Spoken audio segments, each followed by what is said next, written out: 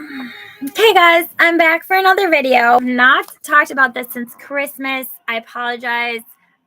One, I lost mobile hotspot connectivity in the boat, and so I've been doing videos at Starbucks, the laundromat, and the library. And for the kitten taming ones, they really need to be wherever my cat is. Hi, whoever's watching. So we're gonna continue the kitten taming book today. And then I'll show you some different things I have in the boat and Baxter, of course. So let's check in with Baxter and what's been going on with him. And then I guess we'll start with chapter 3 of the book. So Bax has made himself very cozy. my dirty, what you've been doing training wise since we started this in December. Should I be your ventriloquist? What, Mom? I'm just kidding. We're not going to do it that way. That's weird. Oh, and he's cuter. Look at him. Are you a good boy, Baxter? Are you a good boy? Are you enjoying snuggling on Mommy's dirty clothes? Yeah. Okay, I'll show you Bax's area. But basically, he's been doing a lot better, right? Yeah.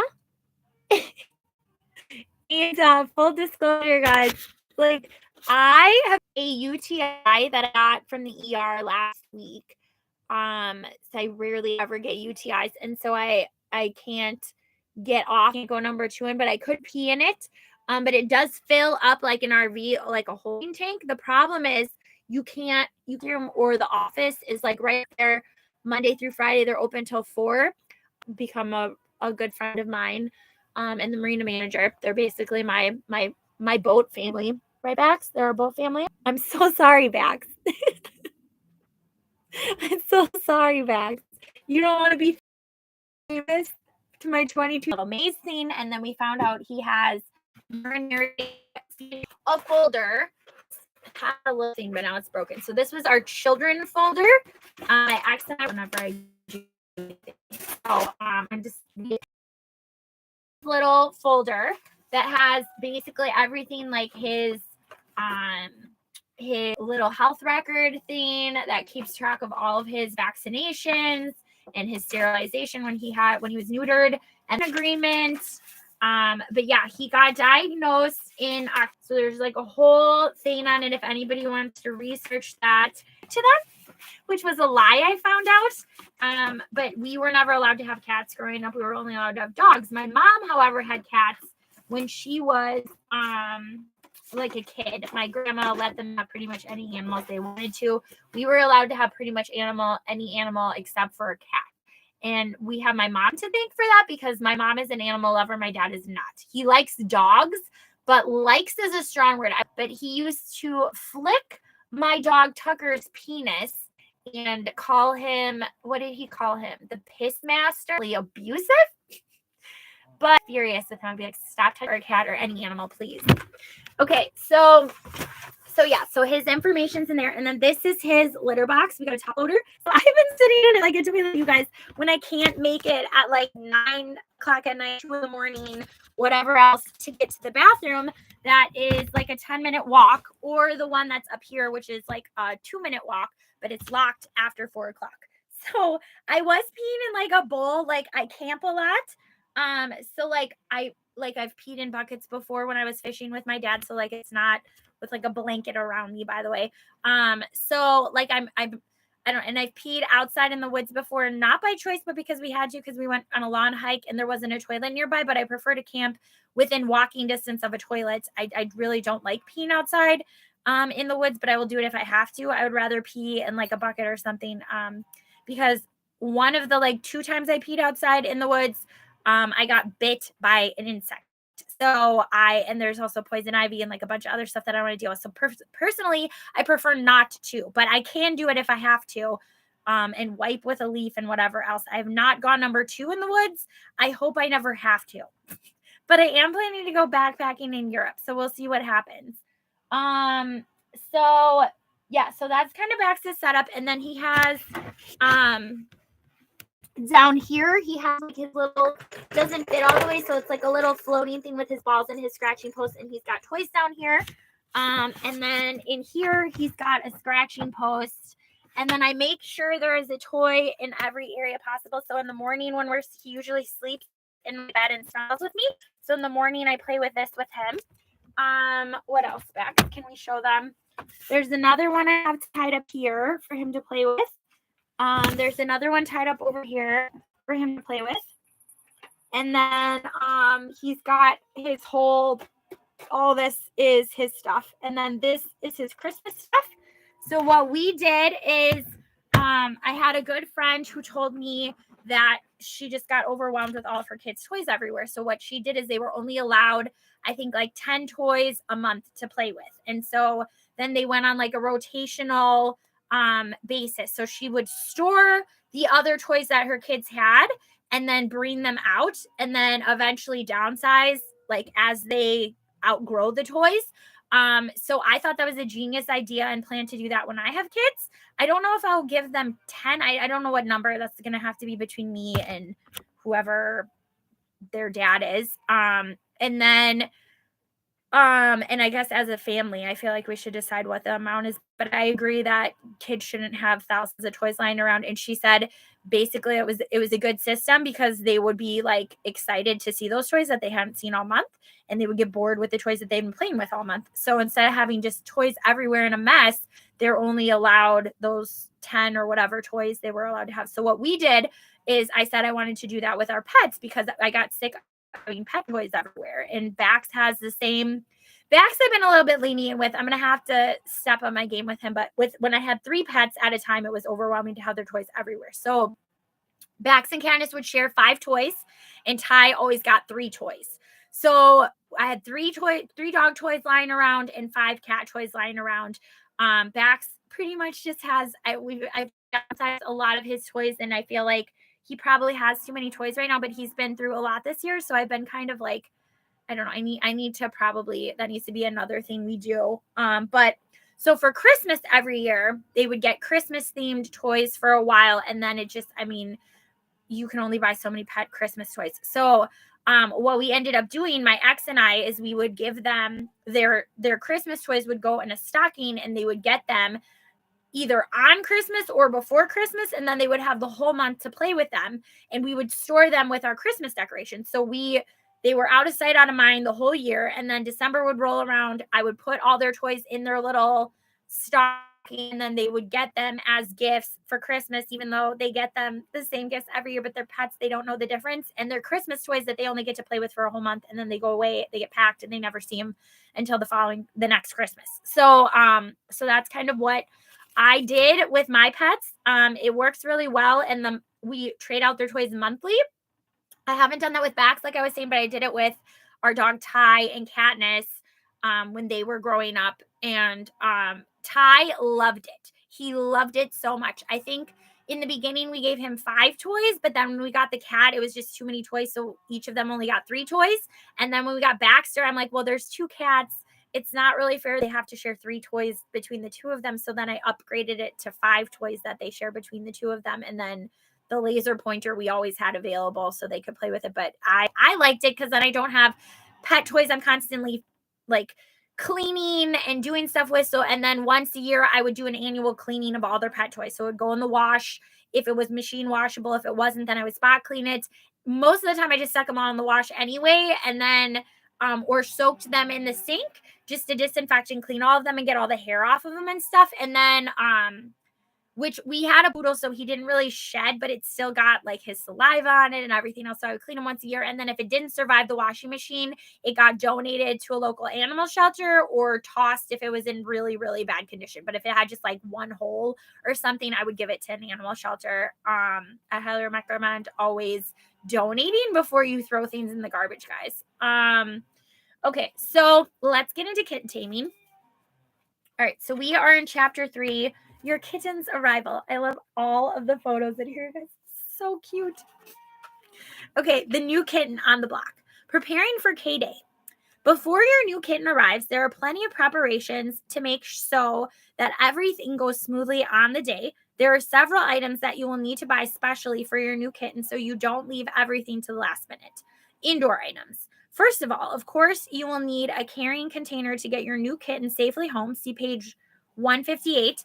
Another important item is a cat bed, of which there are several types on the market. Make sure that it is placed somewhere quiet, away from the main flow of human traffic in the household. Of course, your kitten may decide that he prefers a different location for his slumbers when he gets to know his surroundings. Cats are like that. Your new kitten will also need a litter tray. See pages 94 to 95. It must be positioned in a quiet area of your home where your cat can go about his private affairs with dignity and free from disturbance. Other necessary items include food and water bowls of a type that can be easily cleaned separately from the family crockery. You will also need grooming tools, and even if the kitten has been microchipped, you may decide to fit him with a collar and identification disc. Although you will not need them immediately, think about getting a scratching post pad or pyramid and a climbing frame or playpen, which will be especially useful in providing a safe environment until your kitten finds his feet in his new home. And don't forget a selection of cat toys.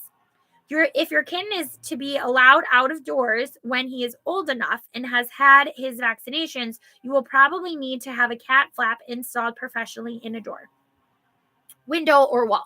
Your kitten needs to learn how to use a cat flap. Safety first. Check your home carefully for potential cat hazards and also bear some of these points in mind for the future. If you have an open fire, do you have a protective fire guard? Are there any valued or valuable objects, such as ornaments within reach of an agile, climbing, and inquisitive kitten?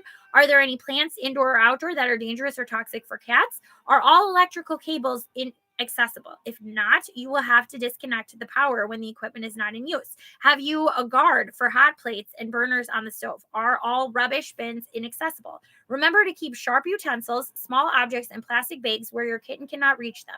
Keep the oven, fridge, freezer, washing machine, and dishwasher doors closed at all times to prevent your kitten climbing in and becoming trapped. Get that kitten. The great day has arrived. The day when you are able to collect your new kitten finally arrives. You will be full of excitement and anticipation about the interest and enjoyment that he is sure to bring to the family. If possible, it is best for two of you to go, one to drive the car, the other to hold the cat box on their knees. You will need some form of carrying container, whether it be a plastic cat carrier or one of many old-fashioned basket work types, or a hard cardboard temporary container. Line the bottom of the carrier with layers of newspaper or an old towel. Sorry, guys, I forgot to show you this picture. This cute little kitty playing with just a ball. It's not a ball of yarn. Okay. First impressions. This may be the first time you have seen your new pet, particularly if it is a rescue cat. So before you pop him in the carrier and return home with a little bundle of wide-eyed, probably rather nervous fur, there are some things you must do. 1, check him only for any signs of abnormality. Is he alert and mobile? Are his ears and nose clean and clear? Is his coat intact and even, or are there any bald or rough patches? Lift up the kitten's tail to see if there is any soiling that might indicate the presence of diarrhea. If you have any doubts about anything, ask the breeder. It might be advisable to pop into the vet's office on the way back. In most cases, even if an animal seems to be perfectly fit to you, it is wise to let a vet check him over at some time during the first days after his arrival. If the kitten has been vaccinated, then the breeder must give you a vaccination certificate. If he is a pedigree bought from a dealer, you should also receive his pedigree papers. Make sure that you find out what kind of food the kitten has been eating, and if you can, take some of it home with you. Going home. Now you're ready. Put the kitten in the carrier by picking him up gently but firmly, his bottom supported by one hand. Close the carrier's doors quickly and fasten it securely. Okay, so with Katniss, we just had a little cardboard box that they gave us to put her in. So we brought her from the car to the house. I think I sat in the back snuggling her, and my husband drove. And she had lots of bowel issues. I visited her in the animal shelter, I think 2 or 3 times before we actually adopted her. But she had diarrhea issues. We found out she has just like it's very sensitive, gassy stomach, depending on what food she had. So we had already started a food truck because we found out our dog Ty, who is a poodle, had food sensitivity to chicken, beef, and any kind of grain. So he had to be on a grain-free diet, and venison was really the only food flavor that we could find that he liked. But yeah, we had to check, like, he couldn't eat most of his dental chews before because a lot of them had chicken byproduct in it. And he was allergic to chicken. So like his allergy was more skin based than like vomiting or anything. So like he would scratch his skin, he would gnaw at his skin. And he had very itchy, like sensitive skin. So we had to change up a lot of different things with his diet, but I had a chart of like how he reacted to all the different dog foods that we had tried with him. So we would try a whole bag, usually a small bag, not a big bag, just to see how he did. But yeah, he didn't really like seafood. He didn't like duck. So venison was really the only thing he would eat when we took away chicken and beef from his diet, and that stopped his scratching and gnawing at his skin and the rashes that he was getting. So with Katniss, hers was more, she would have a lot of diarrhea and be very gassy to different kinds of food. So that I think so it wasn't really flavors that were an issue, more branding. So like different brands gave her different reactions. It was mostly gassing and diarrhea, but she did have some sort of feline infection that's common in cats that are at animal shelters when you adopt them. So she had to be on medication for a little while right when we got her, and she did not like that. But yeah, we took her home in a box. And then Baxter, I was volunteering at the animal shelter. I think I told you guys in the last video that we adopted him from. And they gave me a carrier to bring him home in, and then I returned it when we officially adopted him. But we have Katniss. Baxter does pretty good on the leash, but when I'm going to be traveling all over Europe and backpacking and stuff with him, I have a carrier that I got on Amazon. So this is Baxter. It was Katniss's, but now it's Baxter's cat carrier. So it can go this way, which is really helpful. It's got 2 zippers up here. So if I wanted to close it up and then let him come out this way, he could. So there's 2 options, this one and then this big opening. And then there's also an opening down here. So Katniss just loved playing in this. We just set it out and she played in all the time. And they say it's really good to have cats, like they were saying in the book, get used to the carrier. So we just made it, basically I had it next to her climbing tree, and then I would have it open in the front so she could go in and out of it and play in it. And this was actually like her safe haven when she wanted to escape Baxter and Ty. So this was where she would always go, and Bax never really does anything with it. He could care less. So I use it for storage most of the time. Because Bax he's a lot more open and friendly compared to Katniss. I don't know if that's because he's been through so much this year and he's transitioned to so many different times that he's become very adaptable very young, or if it's just his personality. I'm not really sure. But Katniss liked to hide. She loved hiding. Baxter likes to hide, but only when he knows you're going to come find him, and then he'll jump out like right when he thinks you're going to see him if he's playing a game. Sometimes he likes to hide to just hide, but most of the time he loves playing chase and hide and seek. So yeah, and then it's like a backpack. So basically this is what I plan on backpacking with in Europe with him inside. And then I have this like rolling cart duffel bag that I'm going to drag all of my belongings in. So that's how I'm going to backpack with my cat, guys.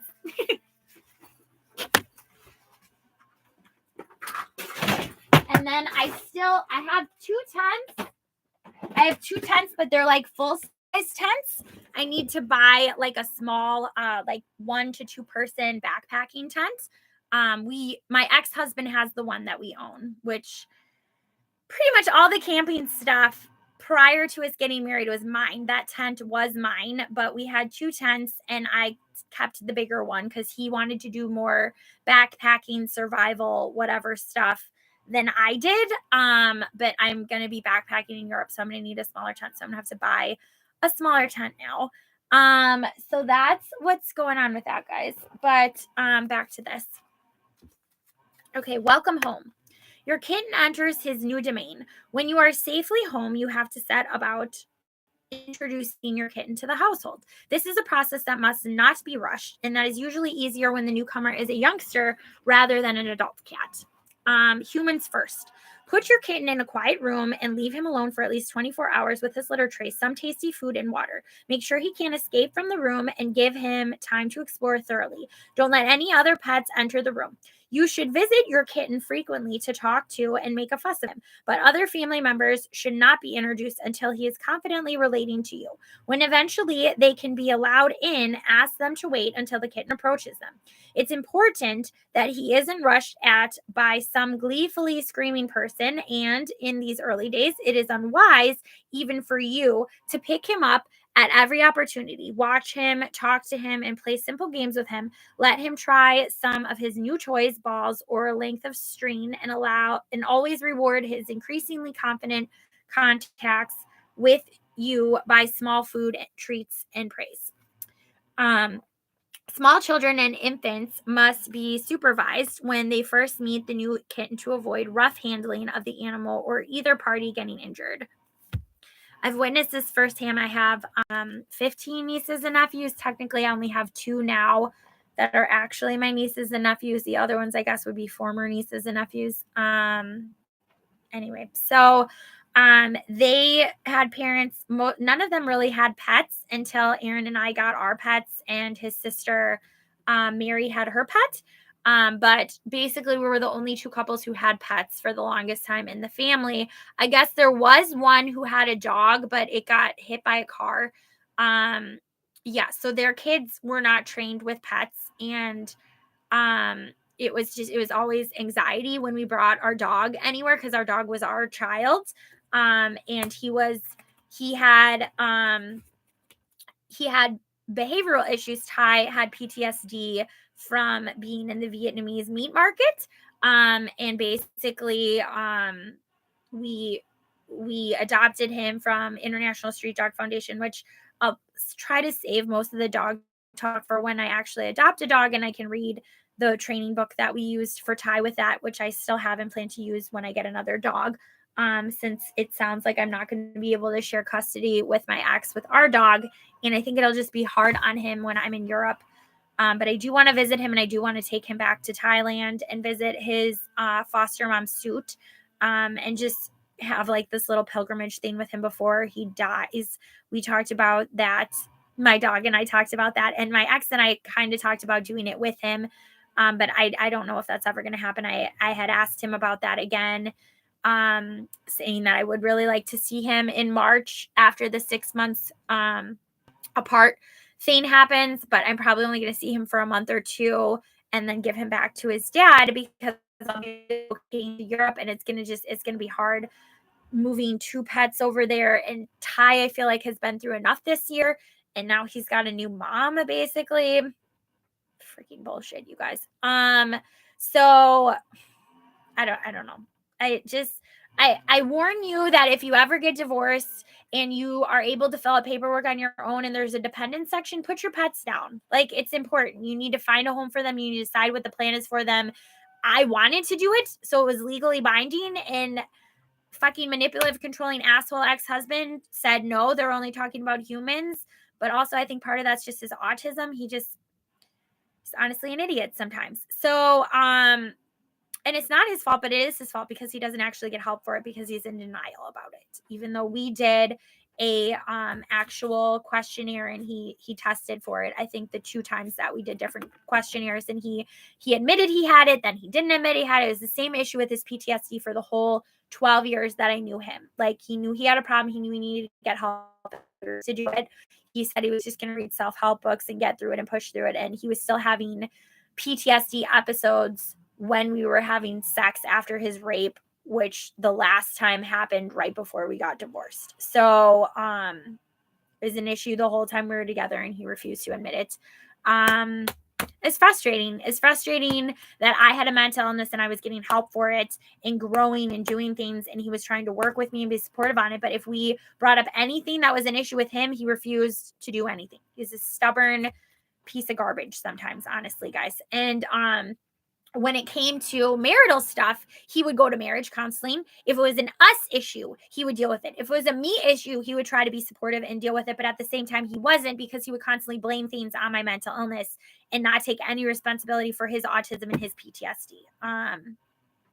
It's just whatever, not my problem anymore. Good luck to Chelsea 2.0. Okay, so other pets. After being kept alone for the first day or so, the new kitten can be introduced to other pets.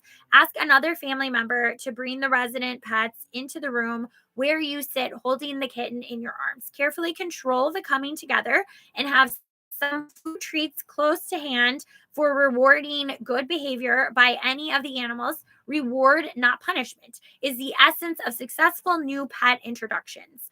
Other cats may well show antipathy towards the newcomer that can last for days or weeks. Make sure you're an even-handed in give you are make sure you are even-handed. It should be you are. Sorry guys, I used to be a copy editor and an editor. I still basically am in my head. Every time I read something, I correct it. Like, this should be make sure you are, not your are, even-handed in giving affection to both the newcomer and the established residents. Encounters between the pets should not last too long during the first few days. Over boisterous dogs should be distracted by food treats and then separated from the cat. A persistently aggressive dog may need to be muzzled and trained in gentle behavior by reward.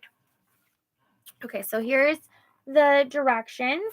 So what we did when we introduced Katniss and Ty for the first time, he did really good with Baxter. He adjusted just fine. Katniss had issues with Baxter when we first brought them home. So I'm going to try to remember how this all worked with them.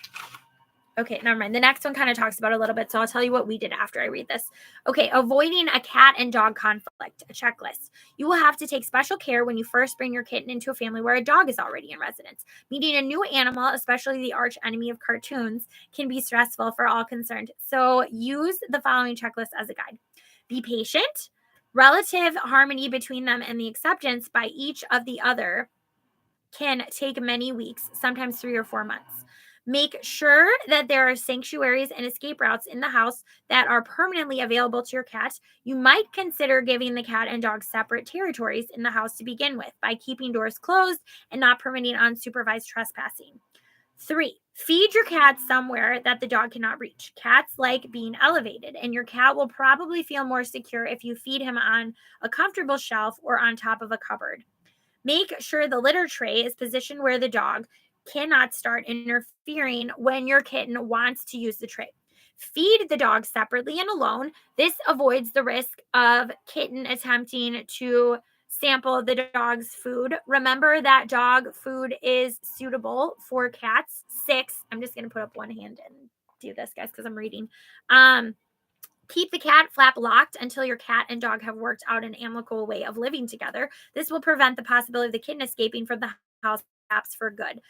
When all family members are away from the house, keep the cat and dog in separate rooms until the two animals have reached an understanding and get along together. Keep the dog's lead attached to his collar at all times, including when the dog is in the house. This will allow you to grab and control the dog if he suddenly dashes towards the cat. So I feel like, so we had Ty, this is a picture, guys. So we had Ty, our dog, for, let's see, Katniss was 3 when she passed away. So we got Ty in 2010. No, 2013. We got married. We got Ty that Christmas. We got married in September. We got him in 2013. And then we moved to Texas 2 years later, 2015. And then we had Ty, we didn't get a cat until after my dad died, and Aaron still wasn't ready to have kids. So I was like, that's fine. Then we're getting more pets because I want to have children. I want to have not a big family, like 3 to 5 kids is what I wanted. So I wanted a pet for each kid to also take care of once they got to a certain age. It didn't have to be a cat. It didn't have to be a dog. They could choose their animal, their pet that they were going to be responsible for, because I think it's important for kids to be responsible for pets. And so I had guinea pigs growing up. Those were like my 3 pets that I was responsible for. My mom had an iguana, she had a chinchilla, my brother had gecko lizards. We had fish for a while. My husband was really into fish and fish aquariums. So we had 2 different aquariums with different fish. We had angelfish for a while when we had Ty, and then when we moved, we had to get rid of them. They actually ended up getting sick. They were like these big fat angelfish, like exotic angelfish, and an exotic goldfish was in there too. That was really like meaty looking, that we ended up getting for free from this woman at a trailer park. And we got the tank, we got the food, we got like everything for free. I guess her ex moved out and didn't take the fish, and she didn't know how to take care of him. And she was talking to my mom about it at Walmart. And so my mom's like, do you guys want fish for free and a tank? And Aaron's like, yeah. So, I actually love them. Like the fish tank is like really soothing, like the bubbles and everything. I actually miss having a fish tank, but I'm terrible at maintaining. That was like Aaron's job. He did aquaponics for a while in our living room. He wanted to have a farm someday, and we talked about it, just never happened. A lot of things with Aaron were just talked about and never happened. And his family is big to blame, but honestly, he's to blame for it as well. He easily lets his family boss him around and control and manipulate him. He's got a huge family. They're all very bossy and controlling. His sister-in-law, who married into the family, who did not know them as long as I did, tells me that they're protective. I think that's bullshit. Based on his evil sister Katie and the shit that comes out of her fucking mouth. No, I don't think so. I think there's a degree of protection, and then it becomes borderline controlling and manipulative, which is exactly what his fucking family is. And the sister-in-law who told me that became equally as controlling and manipulative as the rest of them. Despite what she wants to say, she is Canadian, so she's sweeter about it. So if she wants to use the word protective, go right the fuck ahead, but that's not what it is. It's controlling and manipulative. Yeah, so anyway, so basically, where was I going with this? So many rants and tangents, you guys, today. I don't know. I apologize. I'm just gonna keep reading and we'll go from here. Oh, Baxter and Candace. So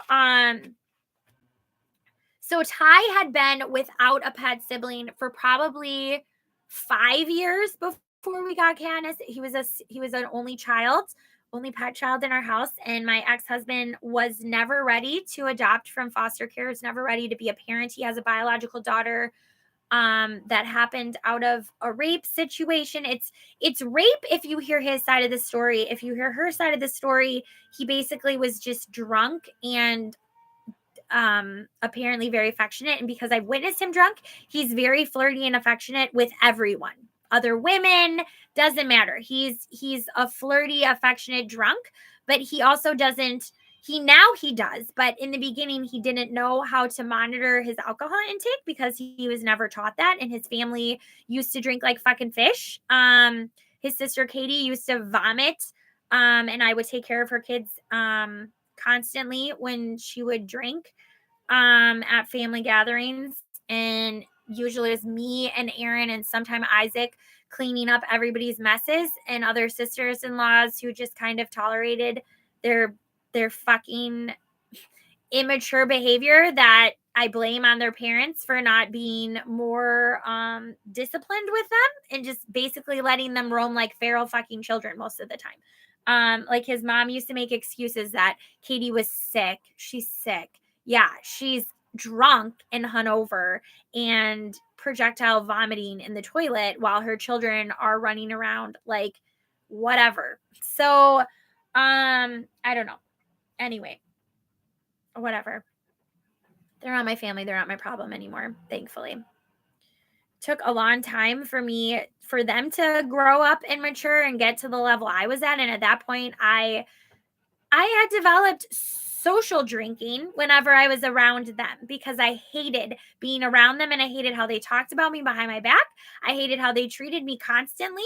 I hated how they talked about my husband. I hated literally everything about their fucking family. Their kids, though, they raised really good kids. I will give them that. They chose good spouses. it got better over the years. But then obviously we're divorced now, and it was too long. 10 years to warm up to a family and be accepted by them is just too fucking long. It's too long. It's not long. It's not worth it.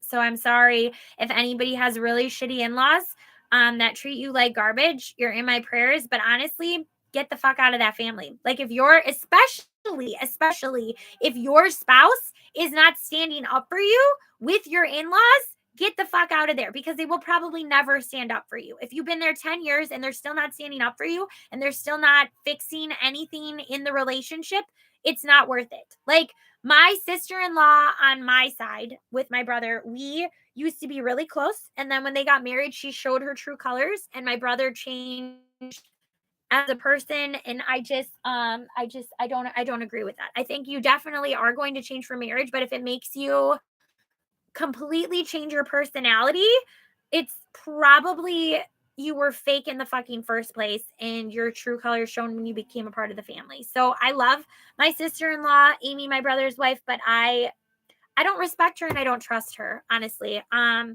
had a lot of friends tell me that she seems really two-faced and superficial and stuck up, and I didn't agree with that because I knew they were high school sweethearts, so I knew her for a very long time. I called her my sister-in-law before she became my sister-in-law, and then when she actually became my sister-in-law, um, she just became a different person, and apparently I'm not the only one who feels this way. Lots of our mutual friends that we all knew growing up have agreed with me on this. I don't know. She's a good mom. She seems to be a good wife to my brother most of the time from what he tells me, but then in other ways, I don't she's not a good sister-in-law at all to me. So I don't know how she is to the other relatives on her side now that they're all married. One is engaged now. But yeah, I'm just kind of done. I'm done. I've like tried really hard for years to try to repair a relationship, and especially because I kept trying with my ex-husband's family and it wasn't getting any better. It takes two people in a marriage to repair damaged relationships in your family. It should not be your spouse's responsibility to fix broken relationships with your side of the family solely on their own. And I was constantly doing that on my own. And then I was constantly fixing relationships on my side of the family, and everybody blamed my mental illness. And it is a little bit my fault, but it is not 100% my fault. And looking back now and reflecting on it this year, since my divorce and how my family's treated me since my divorce, when I'm going through a really difficult time, and how they've acted about it, going to fucking Disney World together instead of coming to visit me in Texas, like, fuck them. I've been asking them to come down here for years. I've been asking them to read information and educate themselves on bipolar disorder, on PTSD, on lots of stuff, and they don't fucking do it. So I'm done. I gave my brother my bipolar workbook, which I'm going to read with you guys at some point this past time that I was in Wisconsin, and he gave it back to me. So fuck him, fuck his family. I'm done. I'm done. Him and I have had a few conversations since. Didn't wish me a happy birthday. First time ever he's done that in the 33 years that we've been siblings.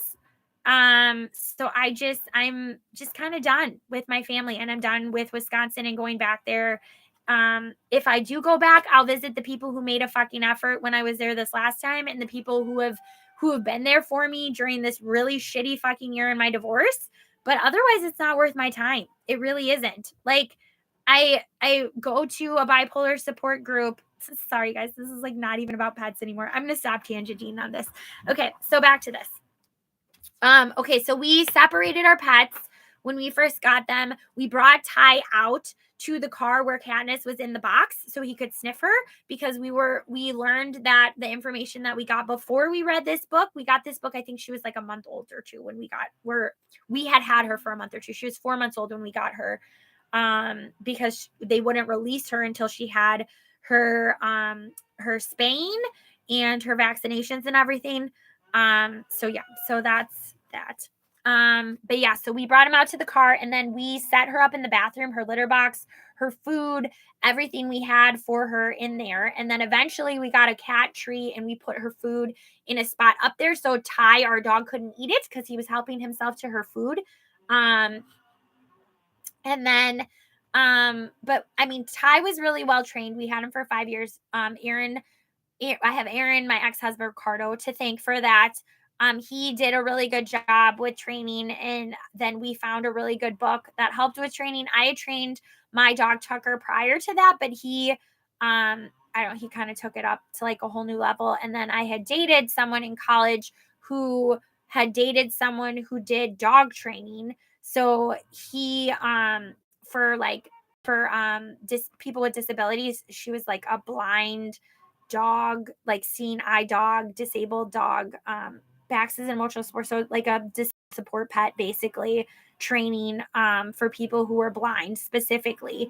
And I know there's lots of other support pets. People who are in the military have support pets. But that was one of the. So she did training for that, and he was very critical of my relationship with my dog and my training with it, and like very black and white thinking. I don't know why, but I just apparently attract men who are very black and white thinkers, pathological liars with autism, and all emotionally unavailable in lots of different ways. And I don't know.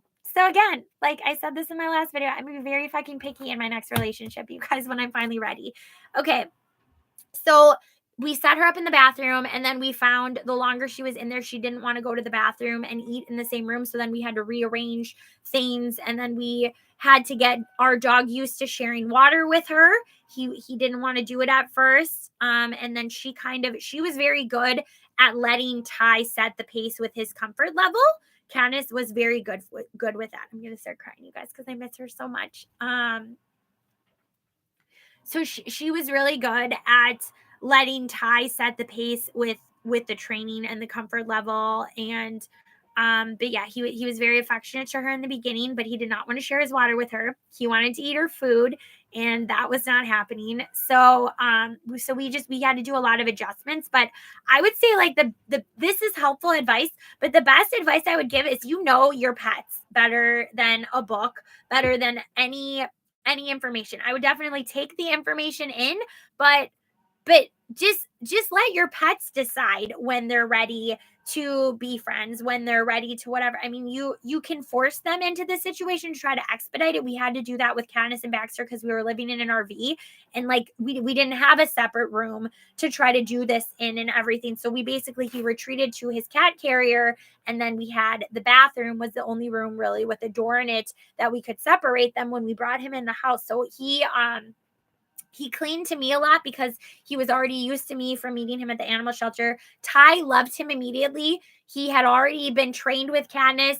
He was very excited to have a brother and another cat to play with. And Baxter was super tiny and little when we got him. He was only a couple months old. When we brought Candace in, she was 4 months old. And both of them, Candace and Baxter, fully grown, are very petite animals. Baxter's a little tubbier than Candace is. Now that he's been around for a whole year, I kind of wish I could compare them together, but Candace was very petite, very silky. Baxter is kind of roly-poly and fluffy and soft. But he loves eating. He's got an appetite. Candace was a very picky eater. So, and she enjoyed grazing, whereas Baxter, whatever amount of food we have in there, he's going to gobble it all up. So I have to monitor how much food he gets. And because he has expensive prescription cat food because of his urinary tract infection disorder thing, I can only give him so much. He's only supposed to have a quarter cup twice a day, in the morning and the evening. And we because he was peeing on things he wasn't supposed to because of the UTI thing, and then also because of or UTD thing, and also because just behavioral stuff, moving from an RV to a boat, from an apartment to another RV. He's been all over the place. He's very adaptable. Anyway, so we just kind of had to ease them into it. As far as introducing Katniss and Baxter, she hated him. She hated him. And she was really mad he was in the house. She would hiss at me. She never hissed at me before. She kind of would hang out with Ricardo a lot because I was the one that brought the cat into the house and she was not happy about it. So she would hide a lot. But honestly, a lot of people, when I told them I was bringing the cat, and they said it should be about 3 to 4 months before they get used to it. She was at a point after a week of having him that she would allow him to get a foot away from her before she would hiss and get mad at him. And then he got to a point once we had them for a long time, and then all of the pets were pretty traumatized from the divorce and the moving around and everything that was going on.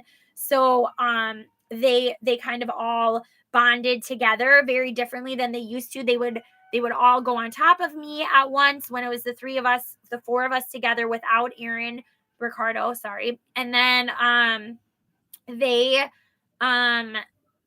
just, Baxter had this scene where he would put his entire Katniss, she loves being hugged and she loves being rocked. I would rock her for a half an hour sometimes just 5 minutes, but she loves being rocked and cuddled. Baxter loves to snuggle next to you, but if you pick him up and you rock him, he basically he likes to set his pace of cuddliness. Like right now he's still snuggling. I'll show you guys. He's still snuggling on the couch / guest bed.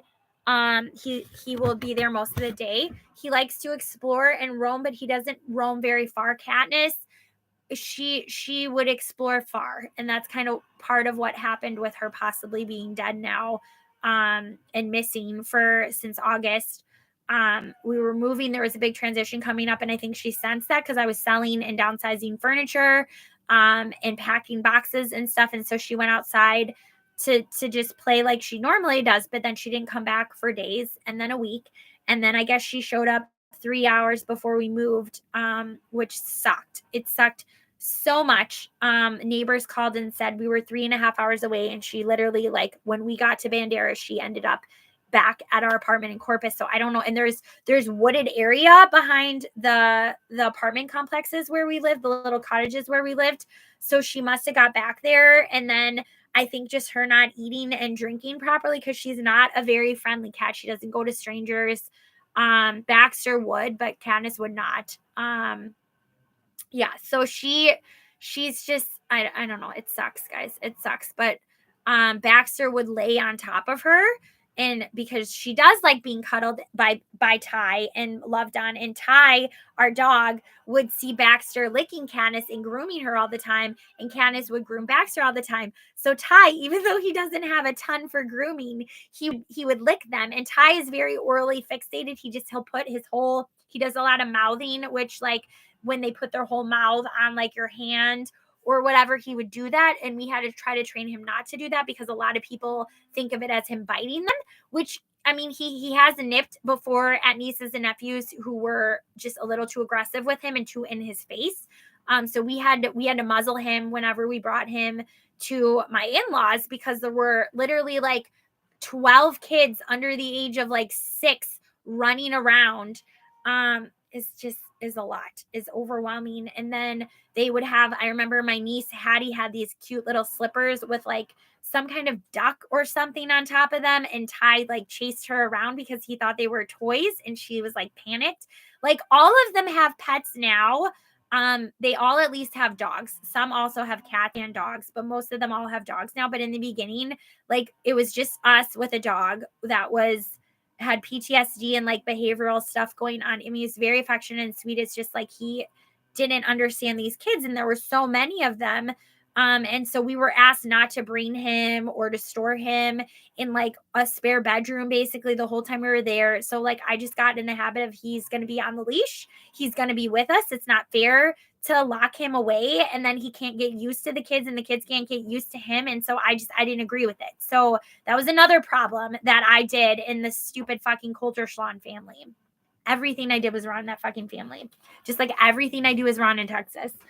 Anyway, so yeah, but now they see it differently because they have pets and they get it, and their kids aren't little and whatever. But it's important that kids are trained with pets as much as pets are with kids. And like, so to blame some, like I had a friend who like, she's like, you need to control your dog. You need to do this. I'm like, I'm controlling him as best as I can, but you also need to control your child. Like, you can't expect my dog to know how to be around your kid if your kid doesn't know how to be around a dog. Like, we need to work together on this. So like, her and I would work together. She dog sat for me a few times. I babysat for her sometimes. Sometimes I would bring the kid. So like, her son was not used to animals, and my animal was not had a bad experience with nieces and nephews. So he was just anxious around kids. So it took a long time. So thankfully, like, we worked together. We would go walking around downtown Fredericksburg and the park and stuff with her son and my cat, my dog. And so they,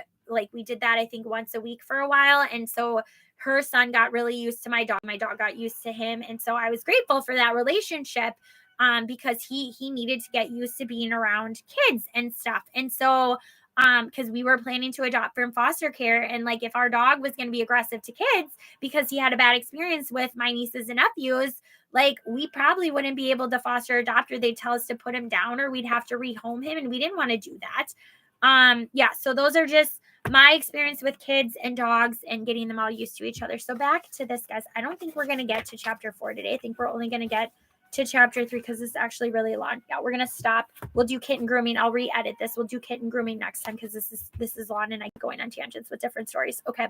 Cat about the house. What you can expect. The fun and fascination of having a cat in the family lies partly in the wide variety of things that he will do, most of which, of course, he will do to please himself. Watching your cat in his new domain is a domestic version of spotting leopards or cheetahs on safari. Your kitten is a miniature or these larger beasts, and even though, unlike them, he does not have to hunt to eat, you take care of that. He still dreams of going hunting. These instincts are reflected in your kitten's playful behavior, having fun. In the home, your kitten is a joy to watch when he is stalking, ambushing, and pouncing on prey in the form of objects such as table tennis balls, knitting, or even dropped pieces of paper. And it's all so unpredictable. The arched back and crab-like walk appear out of the blue, sometimes followed by a mad dash to attack. You will also see high-speed chases with no target involved, and for no obvious reason but playful exuberance. Then there is climbing. Stairs are negotiated with quick agility, while bookshelves are scaled with only the occasional dislodging of a few volumes. And then there are curtains. Mountaineering up the sheer face of Pikes Peak is nothing compared to a kitten hauling himself up the draped window of your sitting room. Your cat would prefer you to buy curtains of some thick, coarse material, which are much more pleasant and easy to ascend. Getting to know you. Curiosity, they say, killed the cat, but your kitten will be highly inquisitive and remain very much alive. He will be fascinated with the inside of things, boxes, open drawers, paper bags, especially paper bags, and the like. So much so that he may often be found actually curled up asleep completely within one of them. As his relationship with you strengthens, he will talk to you both by voice and body language and will show you how much he likes and respects you by grooming your skin. Your new kitten will tend to get under your feet while he finds his way around. Forgive him, and when you have been out of the house, relish the experience when you come through the front door of the furry ball pelting towards you with a welcome of meows and purrs and rubbing himself against your legs. So here is this. So Baxter likes to lick my face. He likes to lick my hands, and it actually, you guys, like, it's actually the bumpiness of his like ton on my skin. Like, if I have like blemishes on my face, like, I've actually noticed my skincare improving from my cat grooming my face. I don't understand it. It's very weird. Katniss was not, she's very into grooming herself, but she did not affectionately lick us. Whereas Ty was very orally fixated and would be licking us constantly and cuddling with us constantly. He's just like, he's a very affectionate dog. But I mean, he's been through a lot. So, which my ex-husband enabled a lot, which I think is just due to his family and his upbringing. There are a lot of enablers in the Culture Salon family. Whereas my family enables other shitty things like emotional, whatever behavioral stuff. They just like very ignorant about it. So his family's more educated on a lot of stuff, but as far as like alcohol use and things like that, they're enablers. whereas my family doesn't really tolerate alcohol, drinking, drugs, any of that stuff. So they're not very they aren't enablers when it comes to that. But they don't educate themselves on mental illnesses or health or a lot of other things. So my immediate family, not my extended family. Usually when I say my family, I'm talking about my immediate family, guys. My extended family is awesome. I love them.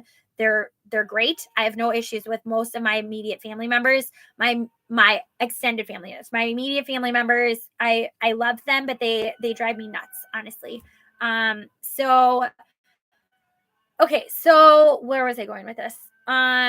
So Baxter, Katniss also, she would get stuck in things. She would hide behind things she's not supposed to be at. Baxter, I can pull him out of things easily. He doesn't run and hide from me. Katniss she would go in all kinds of places she's not supposed to be and get stuck and pinched indoors. I accidentally closed the closet door on her one time when she was really little, and I was like traumatized. I thought like I ruined her bone structure or whatever. But she was fine. She's very agile. She limped for like a day, and I felt horrible, and then she was fine after that. But she loved to lay in the sink when I would get ready. Like she would like watch me get ready. This was like our routine. So I would build a pyramid of hygiene products, like a wall basically of hygiene products to prevent her from hopping on the sink, because I would have to spit in there. I'd have to water, and she would get wet constantly. She hated water.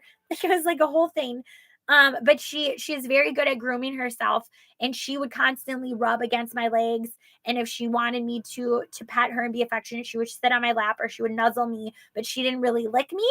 Baxter licks me constantly in the beginning. I hated it, but honestly, like he's done wonders for my face, my skin care. So I don't mind him grooming me now, and he's done it more since Katniss left, because he used to groom her all the time, and he would groom Ty, and Ty would groom him, even though he doesn't actually have a ton that can help with grooming. He would still lick him a lot, and like Baxter and Katniss would both get licked by Ty, and they loved it, and they, even though it wasn't really doing anything for them, they just like the three of them were adorable together. You guys, I miss all three of them together. Yeah. Okay. So back to this. So cat about the house, what you can expect. The fun and fascination of having a cat in the family lies partly in the wide variety of things that he will do, most of which, of course, he will do to please himself. Watching your cat in his new domain is a domestic version of spotting leopards or cheetahs on safari. Your kitten is a miniature of these larger beasts, and even though, unlike them, he does not have to hunt to eat, you take care of that.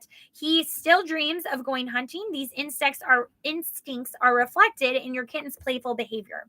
Having fun. In the home, your kitten is a joy to watch when he is stalking, ambushing, and pouncing on prey in the form of objects such as table tennis balls, knitting, or even dropped pieces of paper. And it's all so unpredictable. The arched back and crab-like walk appear out of the blue, sometimes followed by a mad dash to attack. Oh my gosh, you guys, I'm sorry. Did I already read this? Getting to know. I put the bookmark in the same thing. I'm so sorry, you guys. Just disregard that part. So distracted. Okay, I didn't show you the picture, though, I don't think. Okay. Kitten's first night with you. Let me show you to your room. Understandably, the adorable handful of fur and bright eyes will be uncertain, even somewhat apprehensive, when he first sees his new surroundings. Even though you have made all the necessary preparations for his arrival and will not be conducting family introductions for at least the next 24 hours, this first night in a strange house is a difficult one for both of you. Getting settled. Show your kitten the feeding point and offer him some tasty food. Then introduce him to his litter tray and let him examine it. Begin toilet training at once. Finally, show him his bed. Ensure that it is positioned in a quiet place away from the traffic in the home. Don't overfuss or handle him constantly. If he comes to you, of course, pick him up and stroke him. Give your kitten the freedom and space to move about as he wishes. Let him explore while you watch, talking to him frequently in a gentle, reassuring tone of voice. He might well appear rather bemused and start mewing plaintively. This is particularly likely to occur when a newly weaned kitten finds himself for the first time in his short life without his mother or litter mates close by. Sleeping with strangers. Some cat owners might not agree with me, but I think it is best, where possible, for you to have the kitten with his food, water, litter tray, and bed in your bedroom for the first night. If he elects to snuggle up on your duvet, or as has happened several times in my home in the past, sleep draped across the top of your head, so what? Don't be surprised if the kitten sleeps only fitfully during the first night in his new home. He will settle in gradually, and after the first night, you can move his bed to your chosen location. So this is the picture. What your cat would like you to know. This is normal behavior. If your cat could talk to you, he would tell you that he and cats like him have not changed their natures during the eons of domestication to the extent that dogs have. Cats are one of nature's most successful designs, beautiful, talented, independent, aristocratic predators. Unlike dogs, which are pack animals, cats are individualists, which walk alone and which consequently make ideal one-to-one pets. While cats are also independent creatures, they can also learn to love the company of people like you and me. Still hunters, cats continue to practice and enjoy the techniques and thrill of hunting. Sometimes people call them cruel because of the way they play with their prey, such as a mouse whose luck has run out before they finally release it. But they are merely practicing their innate hunting skills at such times. Cats spend many of the daylight hours simply watching the world around them. A favorite spot is a windowsill. And employing their keen senses to detect the presence of potential prey outdoors, they like to lie in ambush under shrubs and plants or up in the trees. Then, because cats sleep on average for 16 hours a day, when they're ready for a nap, they will retire to some safe place, a roof or a garden shed outdoors, or a favorite armchair indoors, where, safe from attack, they will snooze. Even then, while he is asleep, your cat's senses remain on the alert. And if an alarm is sounded, he will instantly be awake, ready for action. So, I'll finish reading this and explain Baxter's alarm training for his food. As a cat lover, you will know that your relationship with your cat will never be one of a pet that is owned by you. A cat's individuality is not negotiable. You should regard your cat as a voluntary boarder in your household, one that chooses to be with you and asks little in return, except food and drink. Unlike a dog, a cat will not remain with you out of a misguided sense of loyalty if you do not treat him well. If, however, you endeavor to understand your cat for what he is, appreciate his needs, and encourage his natural instincts, you will be handsomely rewarded by the way he bestows his respect and affection on you. It is most important to talk to your pet frequently and to learn to understand his individual temperament. So, Baxter, because he was waking me up randomly, like at 2 a.m. to feed him, and I was literally complying with this, you guys. Like, I was letting him wake me up at 2 a.m. to feed him, because if I didn't, he would pee on my bed, or he would pee on the rug, or he would pee somewhere else he knows he's not supposed to pee, in order to upset me to do what he wants. So, cats are so smart, you guys, like, but they're also very manipulative and controlling, but not necessarily always in a bad way, but they can be if you let them run the show. So cats are not in charge. They are still your pets. They are still a pet in your home, and they still need to abide by your rules in your house. They're domesticated animals. If they wanted to be in control and things like that, then they should be feral cats. And like, they're not. Like, they shouldn't be. Some cats should be and can be. There's feral cats that play at the marina that Bax is friends with. One of them, I call her Tramp. Everybody else calls her Callie, but I call her Tramp because she comes on my boat and she gets pregnant with, literally, she's had 3 litters in the 4 months that I've been here, which I don't even think is possible, honestly. Like, but she's had a lot. She's on her second one already. She already, like, I don't know how it doesn't make any sense. But she's pregnant again. They keep trying to catch her to get her fixed. I'm trying to help them catch her to get her fixed because they don't drop the kittens all around Zarana Pass. Like, it's ridiculous. And I guess somebody said they've been dropping them off at like the airport, was like the latest. I've been trying to help this couple that feeds the feral cats here to